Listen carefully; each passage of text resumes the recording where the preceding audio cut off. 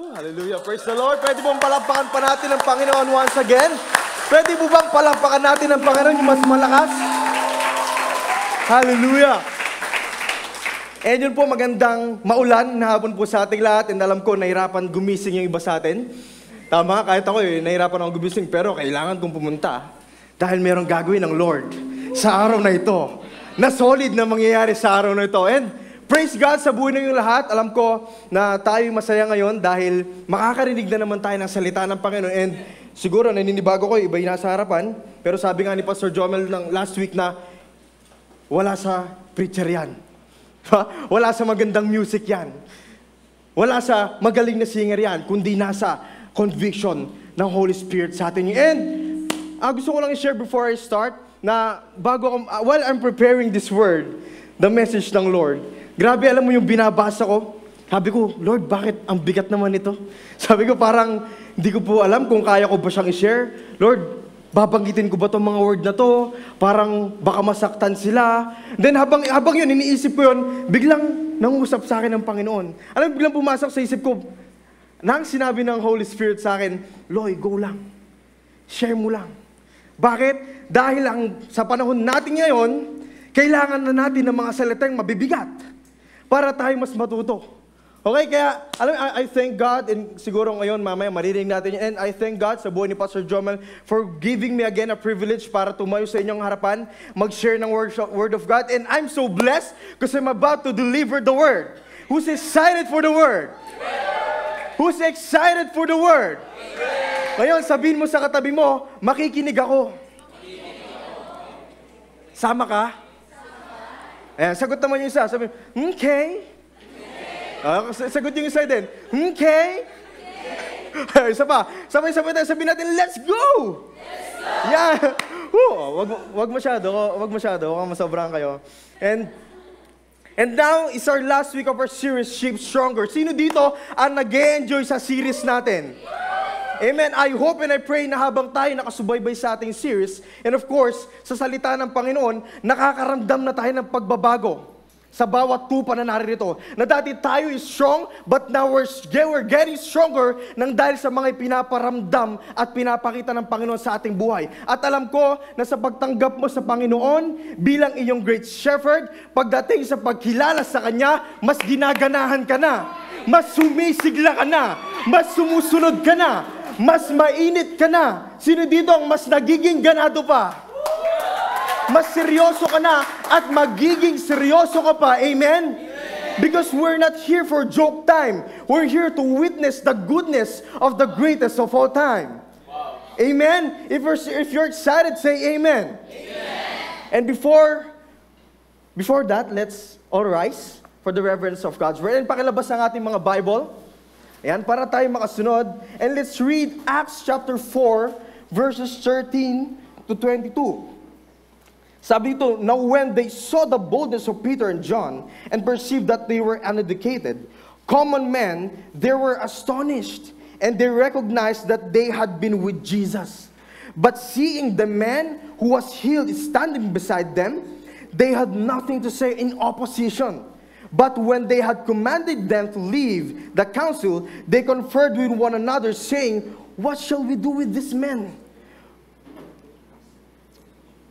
For what a notable sign has been performed through them is evident to all the inhabitants of Jerusalem that we cannot deny it. But in order that it may spread no further among the people, let us warn them to speak no more to anyone in this name. So they called them and charged them not to speak or teach at all in the name of Jesus. But Peter and John answered them, whether it is right in the sight of God to listen to you rather than to God, you must judge. For we cannot but speak of what we have seen and heard. And when they had further threatened them, they let them go. Wow! Finding no way to punish them because of the people, for all were praising God. Ulitin ko yun. And when they had further threatened them, they let them go, finding no way to punish them because of the people, for all were praising God. For what happened, for the man on whom this sign of healing was performed was more than 40 years. Come on, let's pray. Lord, we thank you for this day, Panginoon. Salamat po sa buhay na pinagkaloob niyo po sa bawat isa, O God. Lord, we ask your presence in this time, O God. Lord, we ask your wisdom sa bawat isa, Panginoon, na ang akin pong sasabihin ay manggagaling sa iyo at maiintindihan po ng bawat isa, Panginoon. Lord, I pray the conviction, the fire na nanggagaling po sa inyo, Panginoon. Lord, we ask it, Panginoon, right now, O God. And Lord, I pray, open our hearts, O God, as we hear your word. Panginoon, buksan niyo po ang aming puso at isipan na ito po'y aming tatanggapin ng buong buo, Panginoon. And Lord, we thank you, we glorify you. In Jesus' name we pray, and by the power of the Holy Spirit, everyone say, Amen. Pwede na po tayong mupo, mga kapatid. And dito po sa ating binasa, itong time na ito, bigyan ko lang po kayo ng background, Peter and John was arrested by the captains of the temple. Dahil ito mga captain of the temple na to, they are Sanhedrins. So ito po mga Sanhedrins na to, they are greatly disturbed na sila Peter and John ay nagpipreach about the resurrection of Jesus from the dead. Diba? And itong mga Sanhedrin na ito, hindi po sila naniniwala in the afterlife or resurrection ni Jesus Christ. Kaya ganun na lang sila kairita kila Peter and John. In layman's term, mga killjoy po sila. Okay? Mga KJ sila. So, may kilala ba kayong killjoy? Sino may kilalang killjoy dyan? Diba yun, pag nagkwekwentuhan kayo, biglang may sasabat, di nga. Diba? Mga showstopper Pag nagjo-joke ka, biglang may sasagot, diba? Alam ko may mga kilala tayong ganyan. Diba? Alam mo yung ganado ka na, gusto ko itang rewardan. Biglang, diba? Excuse me. Ayoko. Diba? Alam mo yung mga ganon na minsan hindi natin sila maintindihan. So ganun po yung mga Sanhedrins. While Peter and John was preaching about the resurrection of Jesus Christ, hindi po sila naniniwala. Diba? Nakakainis, pero alam ko wala dito sa atin yun Hindi kayo to, perfect kayo. Sabihin mo sa katabi mo, hindi ikaw to. Hindi ikaw to. Ibang church to. Kasi perfect kayo dito. Tama? Kaya mga kapatid, dapat we are aware kung sino ba tayo. Kaya we need to be aware kung sino tayo sa loob at sa labas ng church. Parang, iba yan kay Eli. Kailangan ba nag-iiba ako ng anyo pag nasa labas? Uy! Kailangan ba pag nasa church lang ako mabait? Uy! Makita po natin sa Acts chapter 2, the disciples are devoted to the apostles' teaching day by day. Diba? They know na wala sila sa lugar na yon, okay? They know na wala sila sa lugar na yon kung di nila kasama si Jesus. Makikita po natin dito, nung preach ni Pastor Joman sa Acts chapter 2, na ang mga disciples noon talagang day by day, inaaral nila yung apostles' teaching. Okay? Kaya makita po natin dito, yung palang word na day by day, siguro, ano lang sa atin yun, simple word. But kung titignan po natin,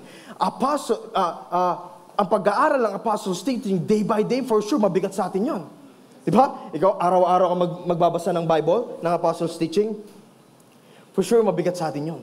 Diba? Marami sa atin mabigat yun. And here, in Acts chapter 4, they are being persecuted. Kung sa Acts chapter 2, talagang, alam mo yun, yung bonding nila, solid sila. Pero pagdating sa Acts chapter 2, chapter 4, they are being persecuted. Kaya mga kapatid, hindi natin alam minsan why we're being persecuted by others, kahit na alam natin na tama yung sinishare natin. Hindi naman natin alam, ano ba yung mali sa akin? Ano ba yung kulang sa akin? Diba? Nagsi-church naman ako, pero bakit parang walang nagbabago? Ano ba yung kulang sa akin? Kaya ngayon, gusto nating, that's why for today, the title of our word for the day is, I am nothing without. I am nothing without. Kaya meron po akong tanong sa inyo, ano yung mga bagay na kapag wala sa'yo, feeling mo, kulang ka? Ba, kapag wala akong pera ngayon, wala akong pamasahe papuntang church, di na ako mag-church. Ay, may motor si tito ko. Hindi, wala akong pera So, hindi ako makapag-church kasi kulang ako. Di ba? Ano ba yung mga kulang sa akin? Kulang ako ng ballpen, so hindi na ako mag-aaral. Ano ba yung kulang sa atin ngayon? Minsan, tanungin natin, ano ba yung mga bagay na kapag wala sa'yo, feeling mo, kulang ka. Hindi ko nakita si crush today. Kulang ako. Lord, ipakita mo sa akin, Lord, para makompleto ako. Diba? And ngayon po, ayaw ko nang patagilin pa. Maganda, bilang tao, aware tayo kung ano ba yung purpose natin dito sa mundo. Maging aware tayo so that alam natin kung sino ba talaga tayo. For us to have the awareness That's why our point number 1, we need a constant awareness that we are Christians. Lahat ng Kristiyano sumigaw ng Amen. Wow. So, do we find ito po ang tanong ito ang tanong ko. That's why, alam po, sino dito ang mga Kristiyano sumigaw ulit ng Amen? Amen. So, ngayon ang tanong ko, do we define Christianity as attending on Sunday? Kristiyano na ba tayo kapag umaattend tayo ng Sunday, naligo tayo, nag-commute tayo, or nag-drive tayo, umupo tayo dyan? Matatawag na tayong Christian nun? So, marami sa atin ang tingin kapag umattend ka ng Sunday, Christian na tayo. Gusto kong malaman ninyo, last week, Pastor John will talk about Acts chapter 2. Di ba doon, they were loving, they are devoted in one accord, they learn about Jesus every day. And as they talk about Jesus, nagkakaroon ng unity sa kanila. Bakit? Because they're talking about the one. That's why they become one. Makikita natin yung unity sa Acts chapter 2. But in Acts chapter 4, they are being persecuted. Kaya po, let's read Acts chapter 4, verses 1-3. Pwede po bang sabay-sabay natin basahin? In 3, 2, 1.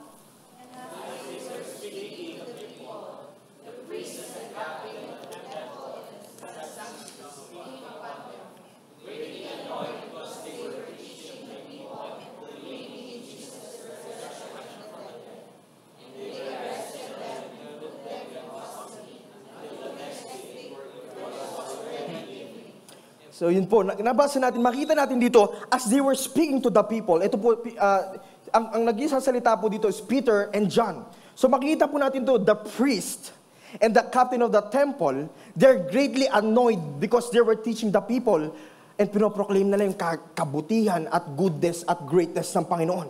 Pero anong ginawa dito? And they arrested them and put them in custody until the next day, for it was already evening. So here in Acts chapter 4, they are being persecuted.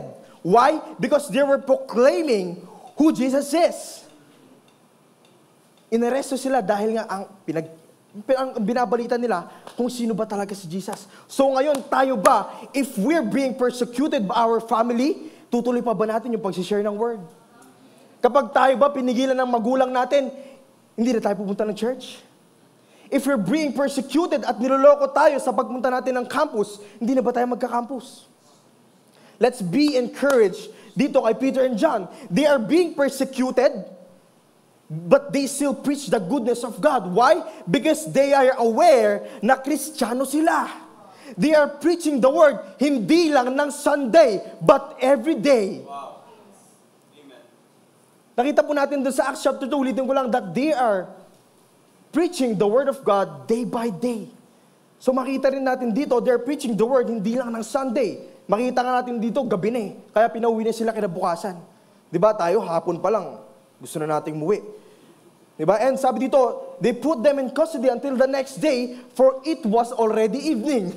Diba? Gabi na po siya, mga kapatid. So sa kanila, ang gabi is not resting.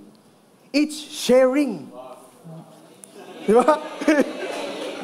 At pinipreach sila si Jesus. Woo! Hallelujah! And ito po, pinipreach sila si Jesus hindi lang sa church, mga kapatid. Hindi lang nila pinipreach si Jesus sa church, kundi sa labas. Okay? Sa labas nila pinipreach si Jesus. Kaya remember that Christianity, o Tagalogin ko, ang Kristyanismo is practiced outside the church. Ano ang mga words mo kapag nasa labas ka na? Ano yung mga word mo kapag hindi na mga kapwa born again ang kasama mo? Amen pa ba? O shotman na? Diba? Alam niyo po mga kapatid, Christianity is not a Sunday thing. Tanda po natin yan. Christianity is not a Sunday thing, but everyday thing. Minsan, mas aware tayo na, pastoral staff ako. Diba? Preacher ako. Minister ako ng deep and wide. Pero nakakalimutan natin na, Christian nga pala ako. Minsan, iniingatan na natin yung pagiging pastoral staff natin kaysa sa pagiging Kristiyano natin. Tama? Medyo masakit, pero this is the reality, mga kapatid. And kailangan natin gumising doon. Diba? Look at this. Itong mga Sanhedrins na ito, yung mga killjoy na to, diba? Iritang-irita sila kapag pinagkakalat na kung gaano ka-great si Jesus. Kung gaano ka-powerful yung pinaka-head ng church. makikita natin dito kahit gahano, kahigpit noon in sharing the gospel, especially kung about kay Jesus, yung sinishare mo, take note itong mga Sanhedrins na ito, they are priests. They used to be the leaders patungo dapat kay Kristo. Pero tignan nyo, kaaway sila kapag usapan si Kristo. Tignan mo yung katabi mo. Sabi mo, hindi ikaw yun. Hindi ka ganun. Sabi mo yung isa naman sasagot, okay. So mga kapatid, as a Christian, ito maganda, ito po bilang Kristiyano mga kapatid, tandaan natin that persecution is normal. Okay? Blessed, pakinggan nyo to, ang sabi ng Lord, blessed are those who are persecuted because of righteousness, for their kingdom of heaven. So, kung ikaw pinapersecute dahil sineshare mo yung kabutihan ng Panginoon, kung gaano kabuti ang Panginoon sa buhay mo, kapatid, tandaan mo, you are blessed. You are blessed if you're sharing the Word of God, the goodness of Jesus Christ, the greatest of all time, kahit merong mga nanloloko sa'yo, baduy mo naman Hawak-hawak pa ng Bible, di mo naman binubuksan. Di ba? Ibuksan mo sa harapan, basahan mo. Ganun yun, pag mag-persecute sa'yo, basahan mo ng Bible. Di ba? Pero tandaan nyo, persecution is normal, pero ang pakikisama sa mga persecutor para lang hindi ka ma-persecute is not normal, mga kapatid. Because you're denying yourself for them, not for Jesus Christ. Di ba? Siguro si Jesus mapapasana all na lang pag ganun Di ba? Mas iniintindi mo yung pakikipagsimpatya sa kanila, pero kanilimutan mo naman yung relasyon mo sa Panginoon. Of course, Satan, mga kapatid, Satan is attacking us with worldliness, with hatred, with pride, mga kapatid. A need for acceptance. Kaya feeling natin, we're being condemned kapag di tayo na-accept. Ang tanong, are you doing something sa sarili mo para ma-accept ka nila? Kaya alam nyo mga kapatid, baka kapag if you're enjoying worldly things, nag-enjoy ka sa pataasan ng pride, o hindi ka pa rin makaalis sa hatred na yan, sa mga nakaalitan mo, baka iba na yung naghahain sa'yo ng mga masasarap na bagay na yan, mga kapatid. Mag-iingat po tayo. Dapat tinitignan natin yun. Alam natin that Satan, binibigay niya yung mga masasarap na bagay, and in the end, tsaka kanya ibabagsak. Di ba, ang mga sheep, hanggat, ang isa sa kanila, pag tumakbo na, kita nila, diretso ang daan, pero doon sa dulo, meron ng bangin. Pero, hindi nila alam yon. Bakit? Kasi wala silang knowledge. Kaya mga kapatid, kailangan natin maging knowledgeable pagdating sa buhay natin bilang Kristiyano. Dahil baka masyado na tayong nag-e-enjoy sa worldly things, pero patungo na pala tayo sa bangin, palaglag. And hindi na natin alam paano umakyat dahil wala na tayong idea kung paano ba gumawa ng hagdan. Look at this priest na nagpa-aresto kay Peter. Yes, they love God, but they hate Jesus. How ironic. Di ba? They love God, but they hate Jesus. They're going inside the church, but they're not recognizing who's the head of the church. Ganito yan mga kapatid, para mas maintindihan natin. Para kang pumunta sa isang simbahan at nakidig sa isang pastor, pero hindi mo naman pinapaniwalaan kung ano yung sinasabi niya. Para kang pumupunta sa bahay-sambahan, pero inaaway mo ang mga tao sa loob nito.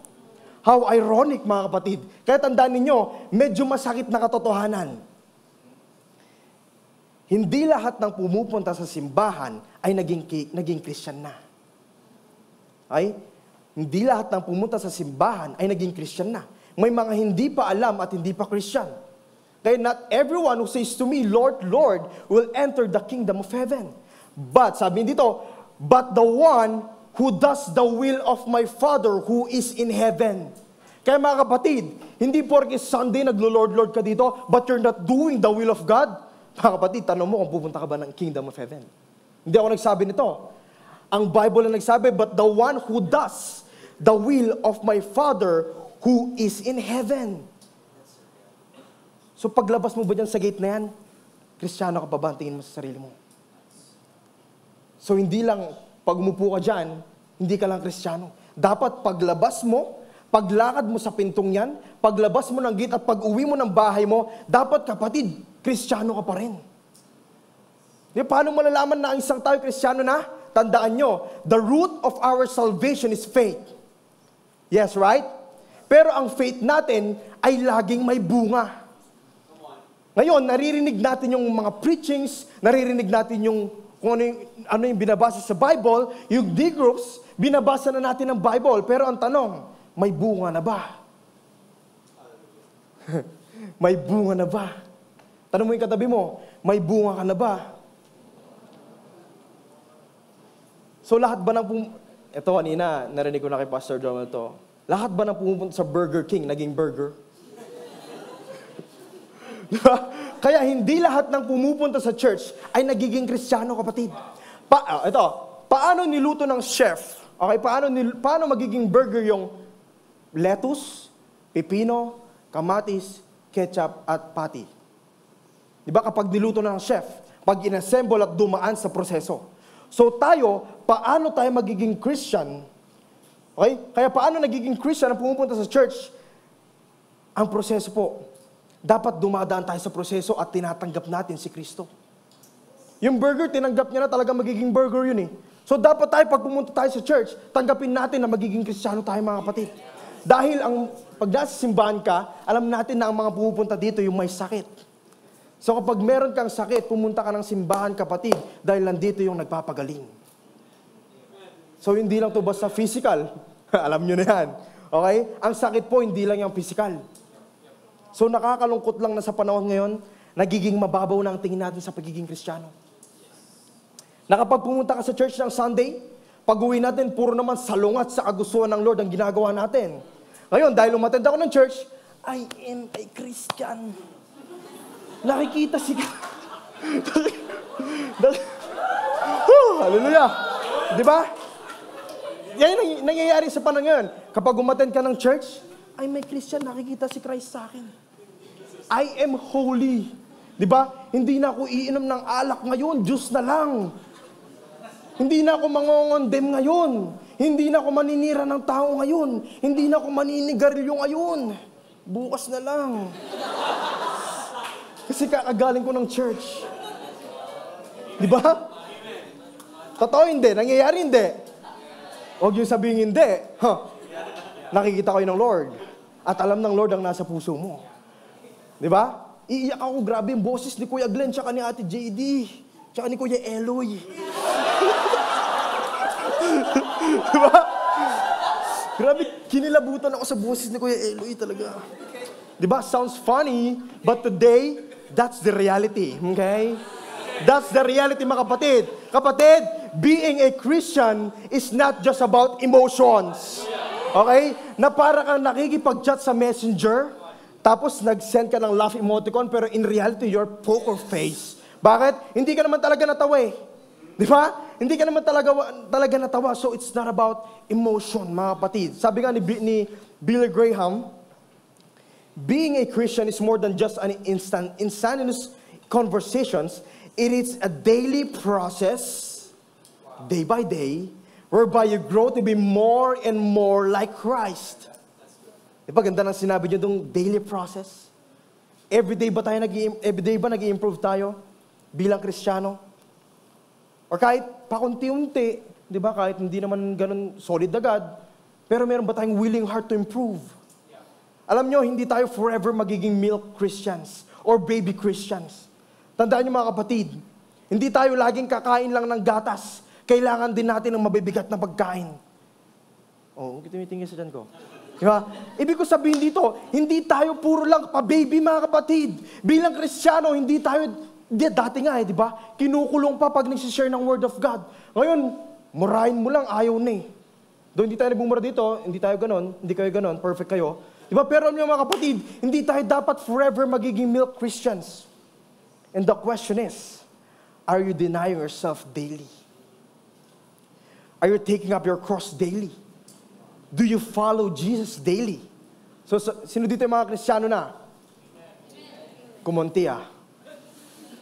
So sabi sa inyo, medyo masakit, pero mga kapatid, kailangan natin to. Kailangan natin to. So are you denying yourself daily? Are you taking up your cross daily? Do you follow Jesus daily? Sabi dito, daily, not weekly. So ito lang naman po ang gusto ni Jesus na gawin natin, mga kapatid, sa lahat na gusto mag-follow sa Kanya. So, tanong mo sa katabi mo, gusto mo bang i-follow si Jesus Christ? Sabay-sabay natin sabihin to. Luke chapter 9 verse 23. Sabay-sabay po tayong magbasa. In 3, 2, 1.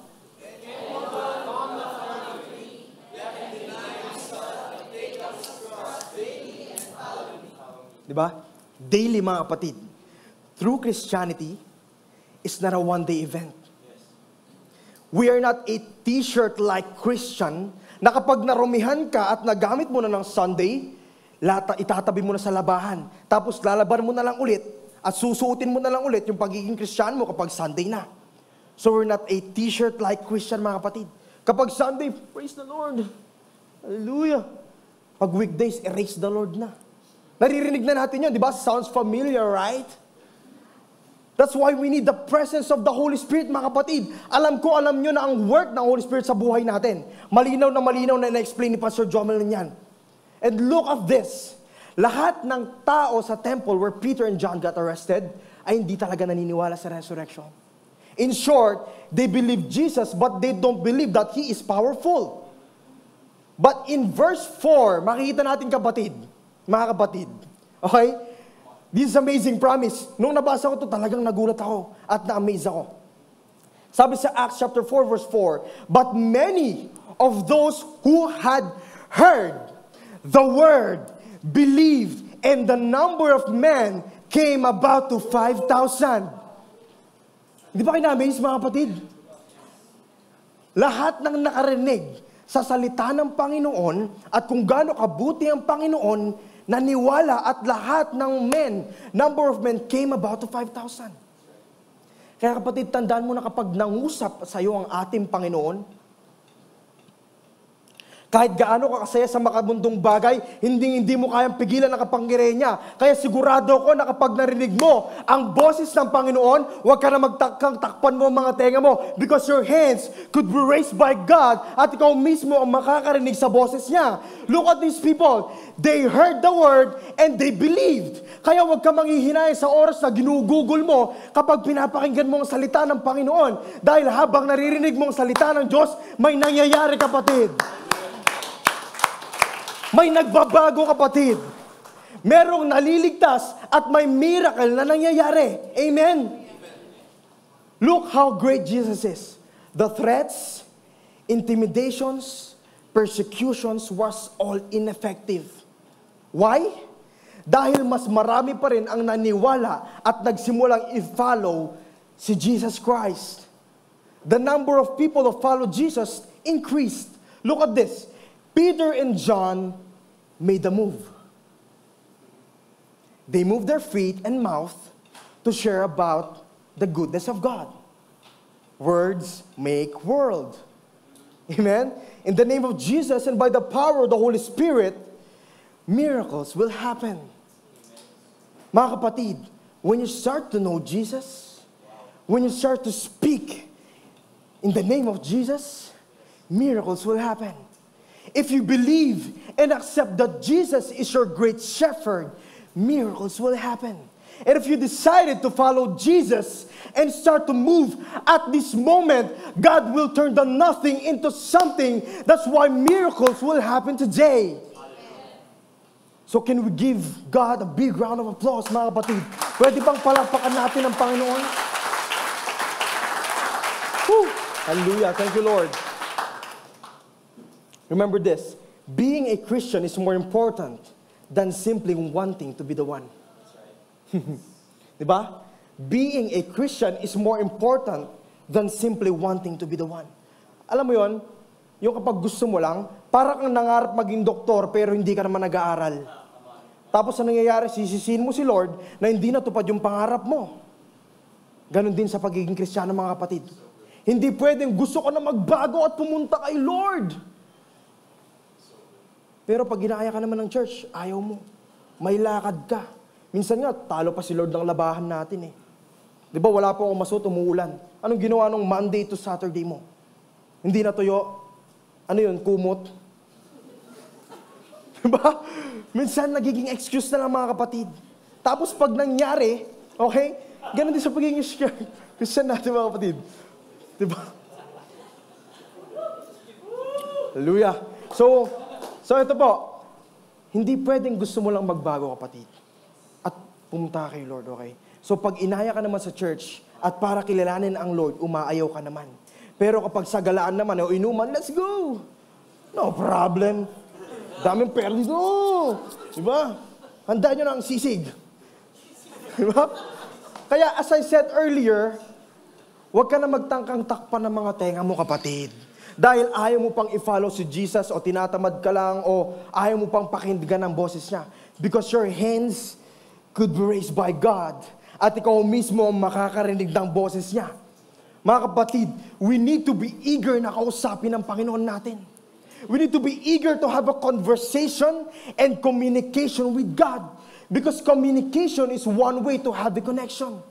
That's why our point number 2, constant awareness that we are connectors. Constant awareness that we are connectors. We connect people to their purpose. We connect people to the church missions. We are the church, right?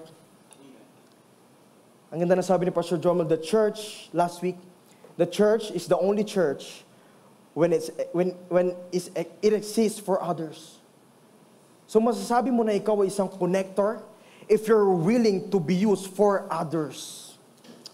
So maganda magkaroon tayo ng connection ang mga isipan natin na maipakita natin sa mga tao na hindi boring maging Kristiyano. Challenging nga actually. Di ba?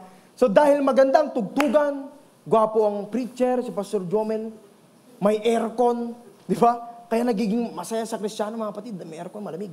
Di ba? Cool. So, hindi dahil, mga kapatid, hindi po dahil doon. Dahil masarap ang pagiging Kristiyano, dahil nasa presensya ka ni Kristo. Yun ang pinakamasarap doon, mga kapatid. So, sabi sa Acts chapter 4, verses 5 to 7, on the next day, the rulers and elders and scribes gathered together in Jerusalem with Annas and the high priest and Caiaphas and John and Alexander and all who were on the high priest's family, and when they had set them in the midst, they inquired, by what power or by what name did you do this? Grabe, tignan nyo, para silang kinuyog eh. Nag-share lang sila about Jesus. So para na silang kinuyog. Tinawag lahat ng rulers and elders and scribes. Di ba? Pinapakita dito that they use their power and intimidation. Mga kapatid, ito pong mga Sanhedrins na ito, yung mga nag-persecute kila Peter and John, sila po yung mga same group of leaders na nag-condemn din kay Jesus at pinagpalit siya kay Barnabas. At ngayon, gusto nilang malaman na yung kapangyarihan nila na ginamit nila kay Jesus Christ para may pako siya sa cross, ay feeling nila magagamit din nila ito kay Peter and John. Diba? No. Diba? Makita natin dito kung gaano kalalim yung conviction nila Peter and John. Para mga pader na hindi magiba. Amen. Sa mga nasa gilid dyan, pwede bang pakitulak yung pader? Usog nyo lang saglit. Usog nyo. Yung mga nasa gilid, usog nyo nga yung pader. Hindi nyo po kaya. Hindi kaya, no? So, ganun po yung sinasabi ko. It's a simple illustration kung gaano katibay ang conviction nila Peter and John. They're being persecuted. They're being pushed away para i-share yung word ng Panginoon. Pero ganun sila katibay, kaya tumitigil mismo yung mga nagpa-persecute sa kanila dahil alam nila na para silang pader na kahit itulak mo yan, ganun kalalim ang pundasyon, hindi mo yan madudusog. So dapat tayo mga kapatid, ganun din tayo mga Kristiyano. Kung tinatanggap mo talaga that you're a Christian, for sure dapat malalim na ang conviction natin mga kapatid. So sabi dito, ang tinanong sa kanila, by what power or by what name did you do this? The ideas behind this question, by what power and by what name, are virtually the same. Bakit? In their thinking, the power resided in the name. Because the name represented the character of the person. Siguro nung tinanong si Peter at si John, no, ganun yung tsura nila. Yan, nung tinanong sila, baka naman, yan. Diba? Diba? Siguro nung tinanong sila, by what power or what by name did you do this? Siguro alam nila na itong mga ito tinatanong na para mahuli kami. Siguro ganyan tsura nila. Oh. Imagine nyo. Ayaw kong gawin, baka tawarin niyo ako. Diba? So, mga kapatid, ito na. Okay?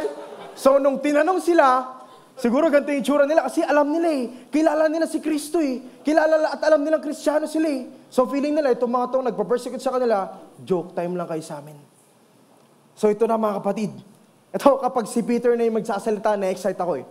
Na-imagine ko paano pinahiya ni Peter itong mga Sanhedrin na ito.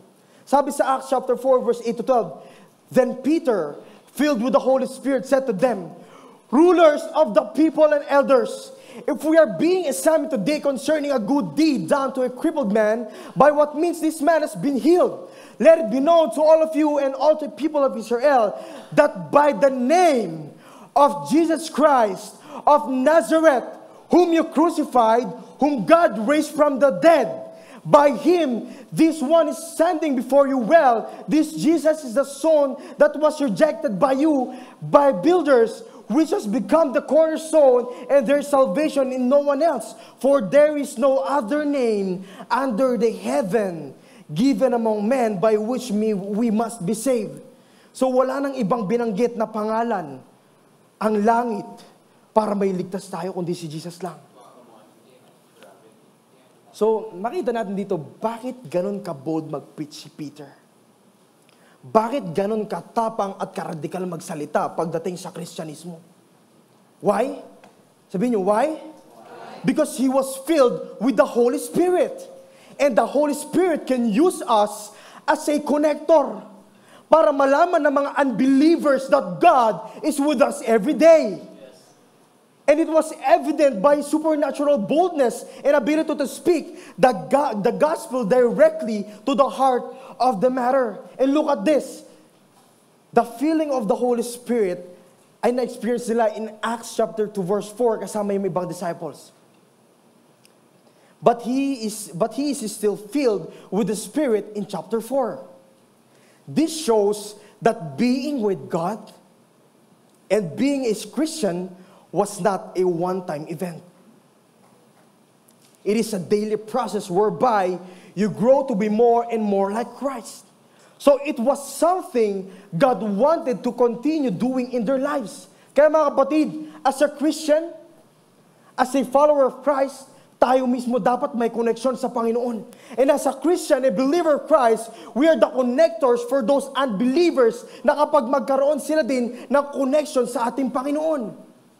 Bakit ko nasabi that we can be a connector? Si Jesus ba siya ba yung kumonect sa iba-ibang bansa para lang may share yung word niya? Di ba si Jesus gumamit ng mga disciples niya? Kaya mga kapatid, Kristiyano tayo. We're about to share His goodness. So tandaan natin that connecting means aligning. So sabi nga sa verse 10, di ba? Let it be known to all of you, and all the people of Israel, that by the name of Jesus Christ of Nazareth, whom you crucified, whom God raised from the dead, by this man is standing before you well. This Jesus is the Son that was rejected by you, the builders, which has become the cornerstone. So look mga kapatid, kung hindi nag-connect si Peter sa mga Sanhedrins, sa mga unbelievers, baka ni isa walang naniwala kay Jesus. So kung hindi sila gumalaw at nag-connect sa mga Sanhedrins, wala sanang naligtas sa araw na yun. Kaya may mga naniwala kay Jesus eh. Bakit? Ginamit nila yung sarili nila bilang connector. So mga kapatid, we need to be aware that we are connectors. And if there's connecting, there will be aligning. Bilang Kristiyano, humanda ka dahil gagamitin ka ng Panginoon. Hindi ka lang basta uupo dyan sa upuan na yan. Kundi tatayo ka at lalabas at mag-share ka ng Word of God. Bakit? Isa ka ng Kristiyano. Hindi porke Christian ka na, uupo ka na lang dyan at komportable ka na. Remember, ang pagiging Kristiyano dati hindi easy. You're being persecuted, nilalait, pinapatay, kinukulong. Kaya ngayon, di ba sabi ko kanina, nagiging mababaw na yung pagiging Kristiyano. Kapag umaten ka ng Sunday, Kristiyano na ako eh. So tandaan niyo mga kapatid, bilang Kristiyano, gagamitin tayo ng Panginoon to align them, to aim the vision and the mission. Mga kapatid, we are part of the Great Commission. Sabi nga sa Matthew 28, all authority in heaven and on earth has been given to me. Go therefore and make disciples of all nations, baptizing them in the name of the Father and of the Son and of the Holy Spirit. So mga kapatid, we're about to connect.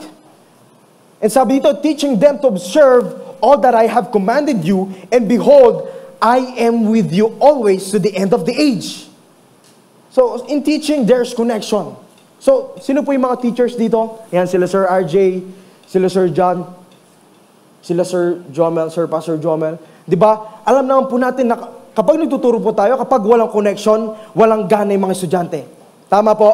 Kapag walang connection sa kanila, walang gana. Kaya tayo, we can be used by God para yung mga nanlulumo, hawaan natin ng gana. Yung mga nanghihina, we can pray for them para lumakas sila. Yung mga nanlalamig, we can pray for them para uminit ulit. And ask God for the fire na nakakahawa pero hindi nakakapinsala. Kaya if we want people to have connection sa Panginoon, dapat kilala natin yung source. Kilala natin yung pinanggagalingan. Kilala natin yung pupuntahan. Mga kapatid, ito ang tanong, if Peter don't know about Jesus, for sure, nakulong na sila. Kaya we need to grow to be more and more like Christ. So, paano ba tayo lalago? By hearing and hearing the word of Christ. At kapag tayo ay malago at lumakas na, mas lumalakas na din ang connection natin sa Panginoon. Kaya mas marami tayong mako-connect sa Panginoon. At bilang Kristiyano, dapat nakikita sa atin yung kabutihan na Kristo. Kabutihan na Kristo. Remember this. People cannot see God, but they can see God through us. So magtaka ka, tignan mo yung katabi mo kung nakikita mo ba ang si Kristo dyan. So kung hindi, magtaka ka na. Hindi to basta sa physical lang, mga kapatid. Ito yung daily habits natin. Yung day by day na ginagawa natin, makikita kung nasa atin ba talaga si Kristo. Diba? Grabe yung taong yan. Si Danny, kahit may birthday dito, pupunta ng church siya. Pero susunod na lang siya dito. Grabe yung mga taong yan. Diba? Talagang pag nag-serve kay Lord, talagang kahit walang damit ngayon, gagawa ng paraan, manghihiram. Kahit walang nalabahan, pupunta ng church yan. Grabe yung mga tao yan, makikita mo talaga si Kristo. Tignan mo ang katabi mo ulit. Ayan. Sabi sa Acts chapter 4, verse 11-13, this Jesus is the stone that was rejected by you, the builders, which has become the cornerstone, and there is salvation in no one else, for there is no other name under heaven given among by men, by which we must be saved. So some scholar says, Peter didn't merely proclaim Jesus as a way of salvation. Okay? As a way of salvation.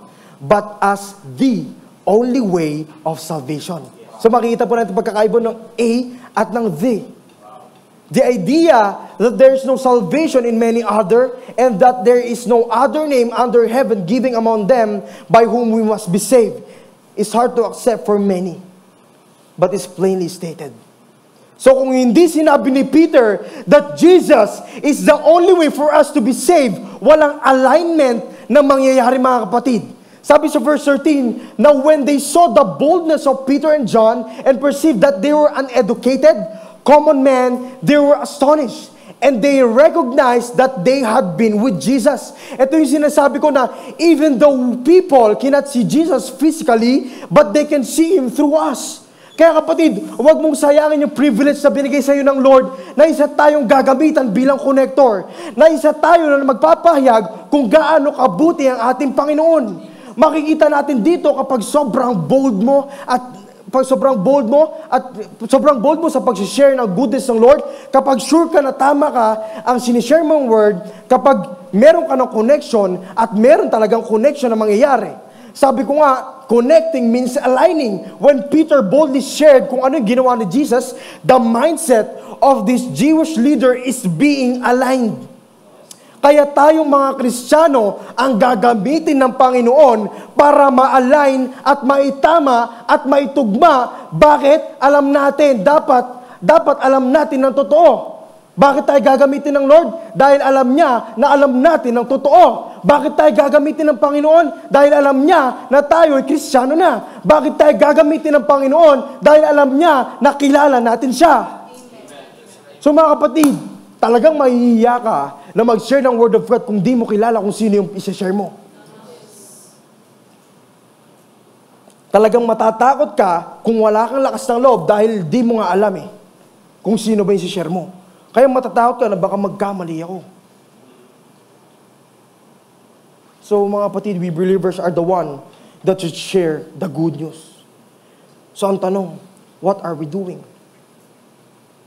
We should remove all the baggages na nasa puso natin, mga kapatid. So paano ba tayo lalago? Okay, paano ba tayo lalago? I will reiterate this, by hearing and hearing through the Word of Christ. Through the Word of Christ. And sinabi ko kanina, huwag ka na magtangkang takpan ng tenga mo, kapatid. Dahil ayaw mo pang pakinggan ang boses ng Panginoon. Dahil ang Panginoon mismo ang gagamit at gagawa ng way para ikaw mismo tanggalin mo yung kamay mo sa mga tenga mo para wala ka ng dahilan para hindi siya pakinggan. Kahit takasan mo ang boses at tawag ng Panginoon, God will provide means for you to respond it. Kaya point number 3, we need constant awareness that we are called. We need constant awareness that we are called. Sabi sa Acts chapter 4, verses 15 to 18.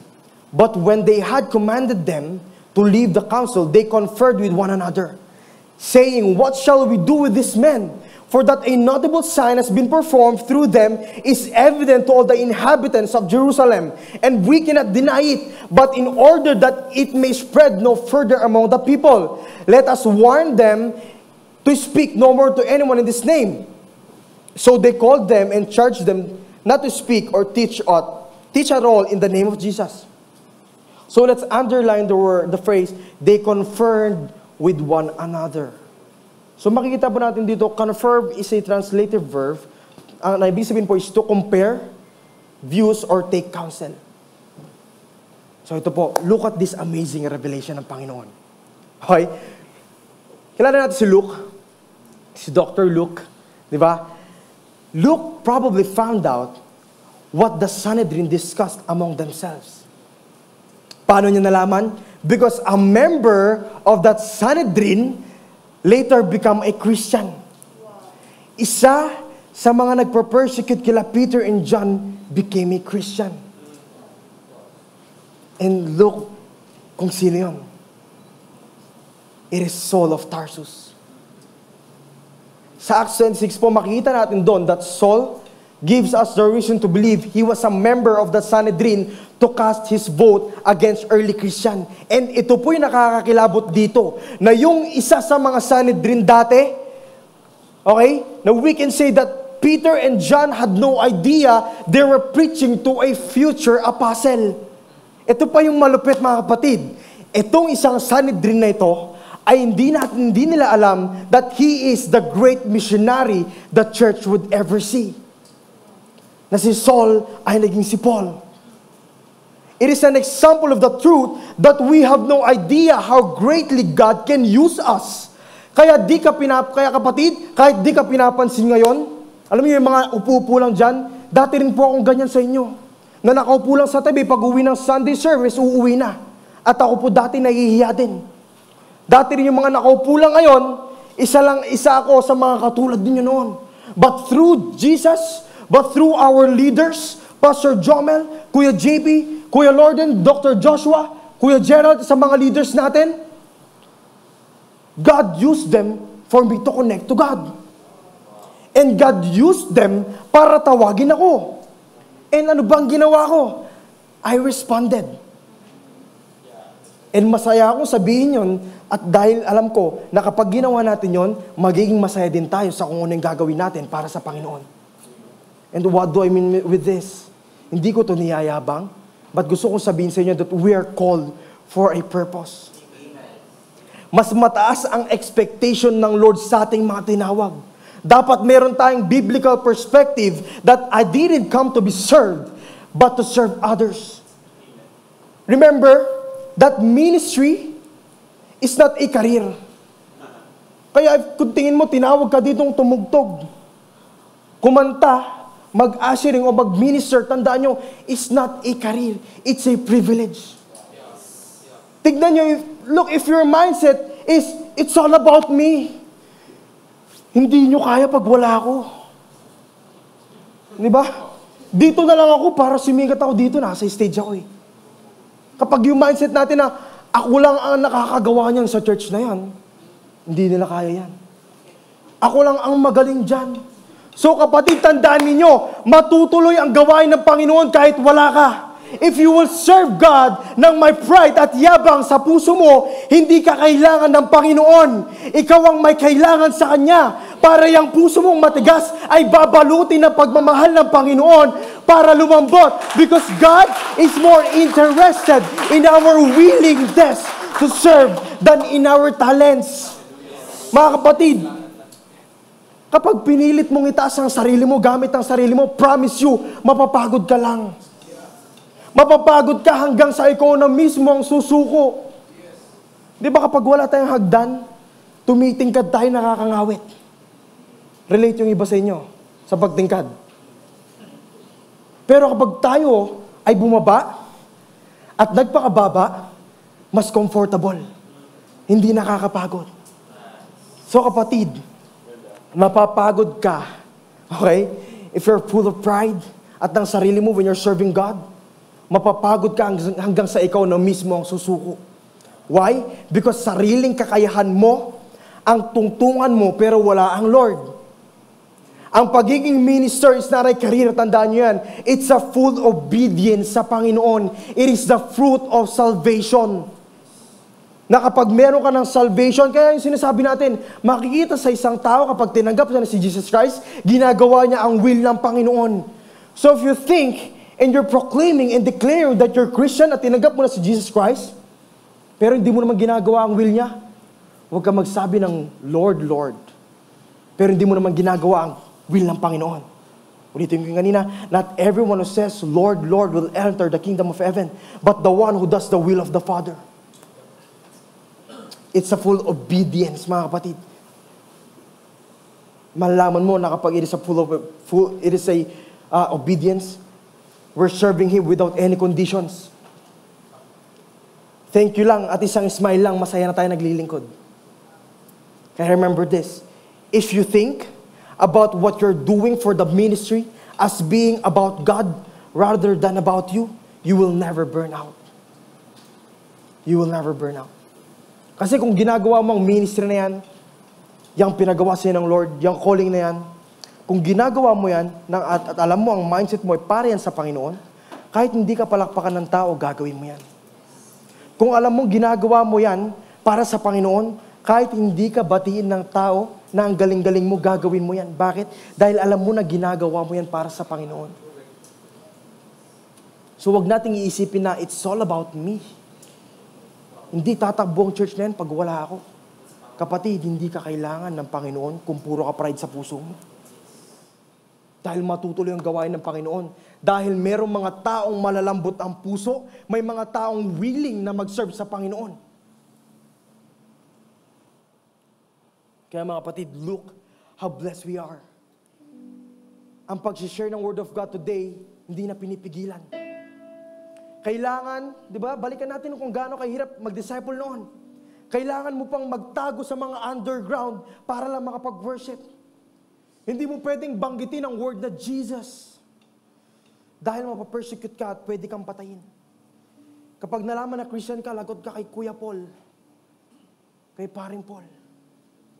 Dati. Kaya bakit hindi pa natin samantalahin, mga kapatid? We are so blessed today. Huwag na natin antayin na maging Diyos ng pamilya natin ang mga makamundong bagay. Huwag na natin hahayaan na hindi nila malaman kung sino ang tunay na Diyos natin. Mga kapatid, tayo ang sikreto. Sabi nga sa Matthew 28, therefore go and make disciples of all nations, baptizing them in the name of the Father and of the Son and of the Holy Spirit. Ang tanong, are we making disciples? Are we spreading the Word of God? Are we spreading the gospel? Gumagawa ka ba ng move para marami makakilala sa Panginoon? If not, kapatid, start today. Start today. And I don't have a mean of spirit to condemn you, mga kapatid. This is to save your soul. I'm here to wake you up, so that you may start to hear calling. This word can be used as our alarm clock because we're not aware that yes, we're physically awake, but we are spiritually sleeping. Di ba? Kuya Eloy, may trabaho nga ako. Sayang ang sweldo, ba't ako magsaserve? Kuya Eloy, may pasok ako, paano ako makakapag-serve? Kuya Eloy, may mga gawain po ako sa labas. Paano po ako makakapag-serve? Di ba sabi nga po, Kuya Eloy, mangalap ng malalim. Kaya magpapahinga muna po ako sa ministry, focus muna po sa study. May thesis po kami everyday. Hanggang start po ng pasukan, hanggang matapos yung pasukan, thesis po namin yun. Kaya wag nyo na po ang invite sa church. What? Mga kapatid, this is the reality.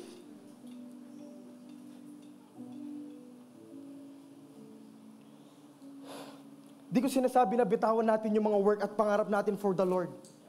Pero hindi ko din sinasabi na kalimutan natin ng Diyos para sa pangarap natin. Yes, maganda yan.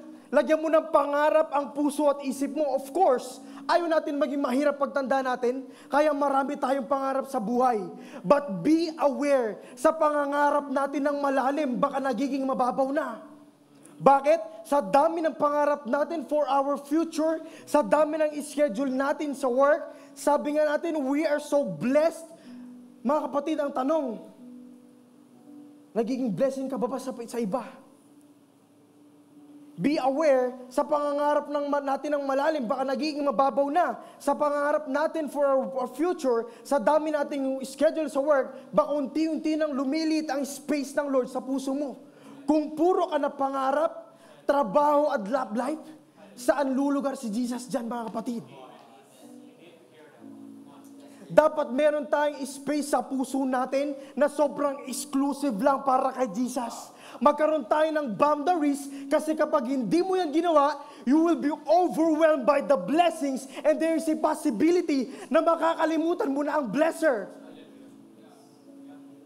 Kapatid, remember this, start to follow and serve the purpose and your dreams will follow you. Sino bang nagbibigay ng blessing sa atin? Sino bang nagbibigay ng work sa atin?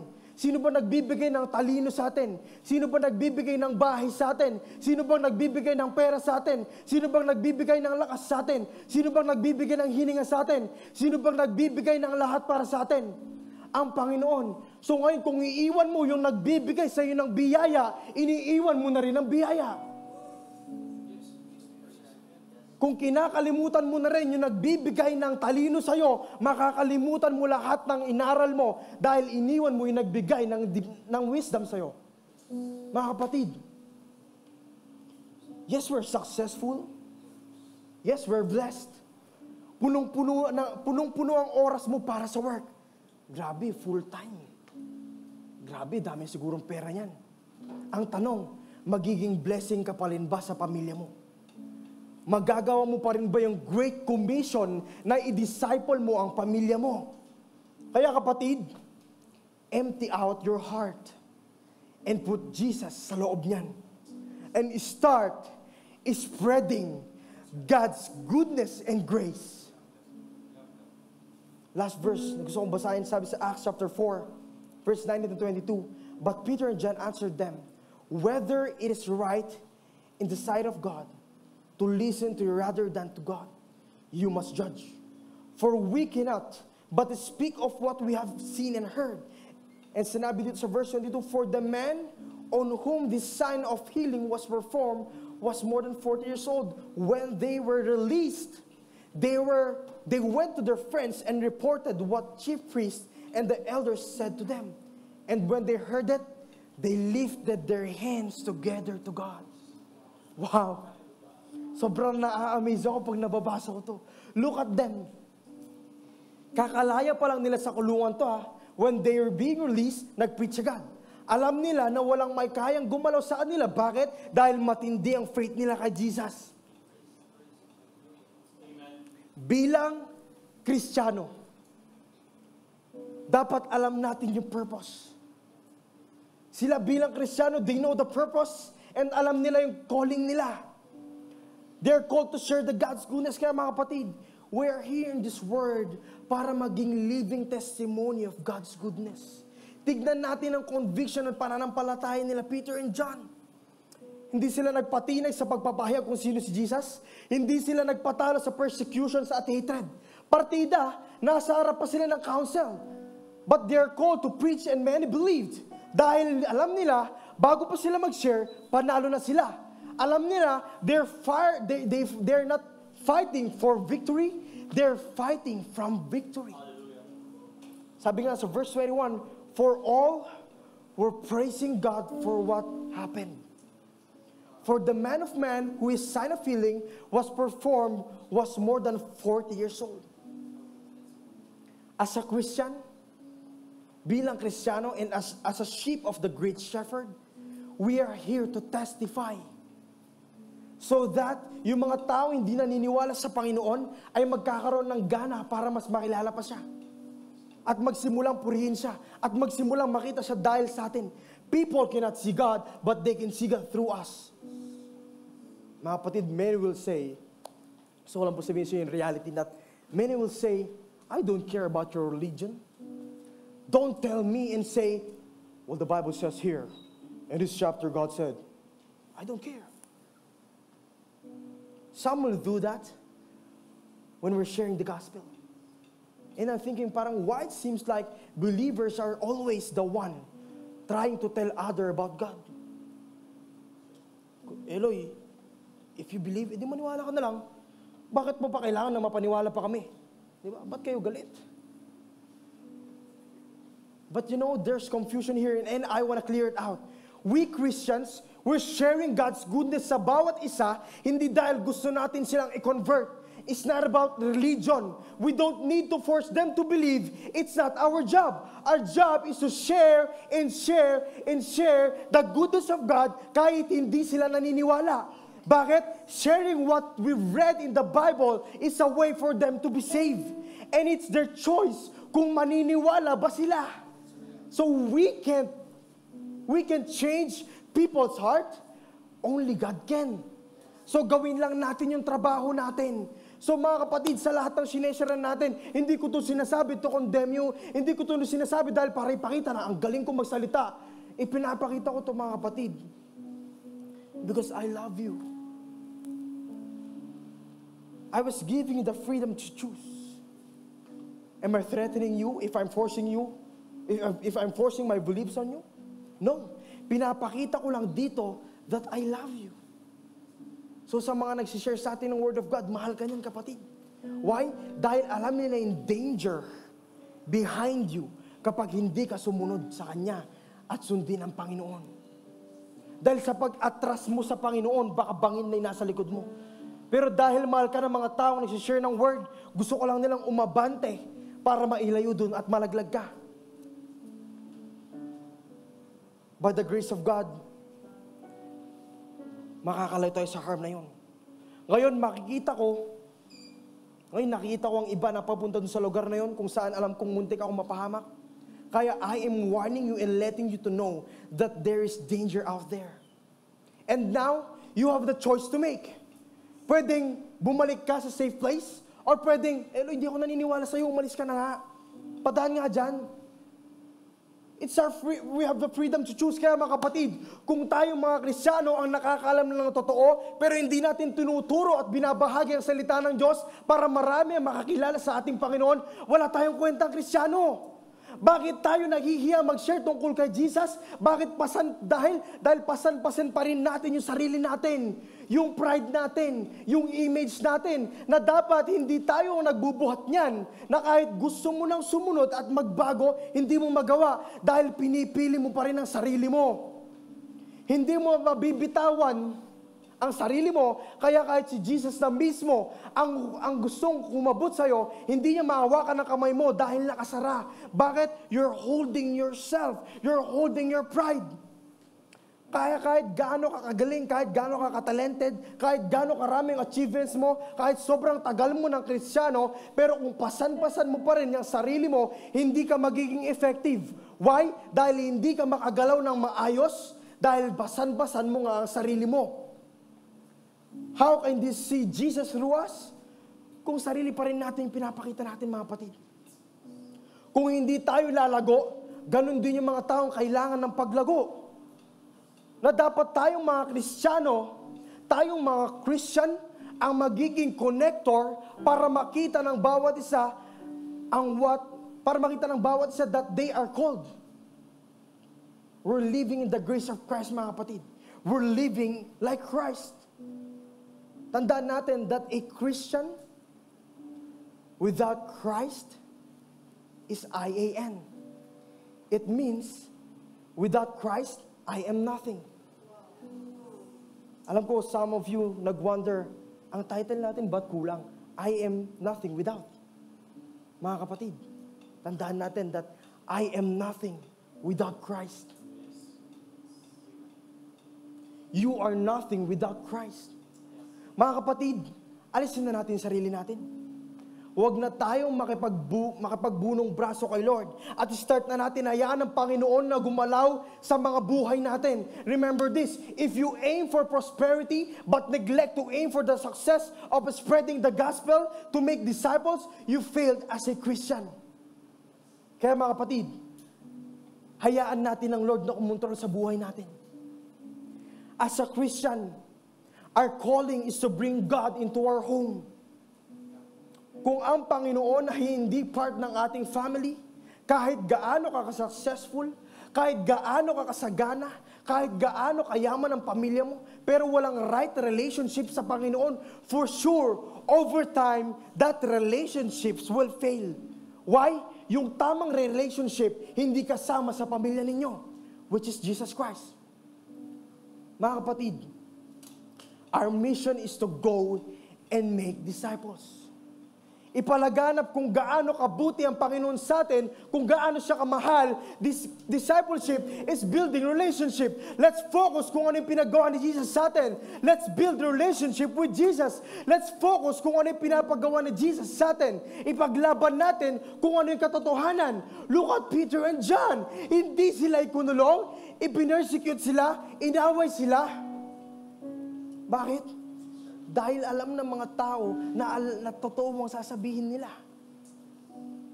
Look at Peter and John, kahit kinulong, kahit pinersecute, kahit inaway, hindi natitinag dahil alam nila na totoo ang pinaglalaban nila.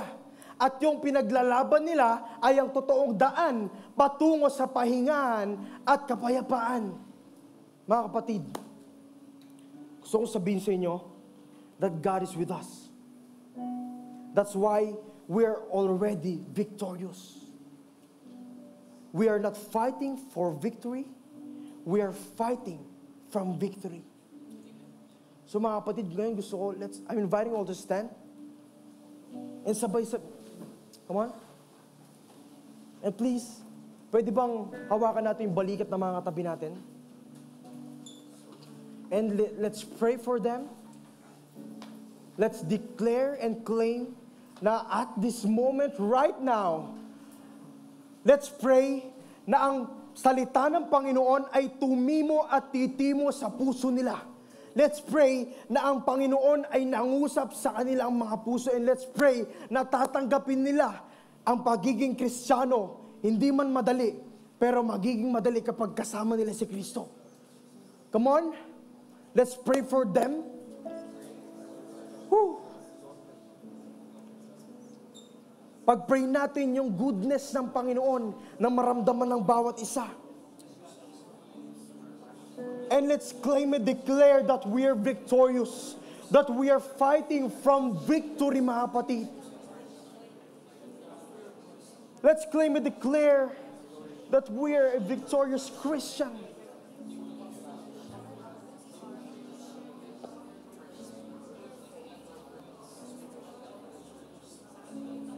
Hallelujah.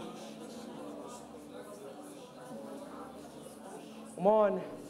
Let's speak fire. Let's speak conviction. Let's speak gana sa kanilang mga puso. Let's speak everything na makakatulong sa atin para maging mabuti at magaling na Kristiyano. Tayo mismo, let's be a connector para sila ay makita at makilala ang Panginoon. Let's be a connector and let's use our title for being a called para malaman ng bawat isa that we are a Christians.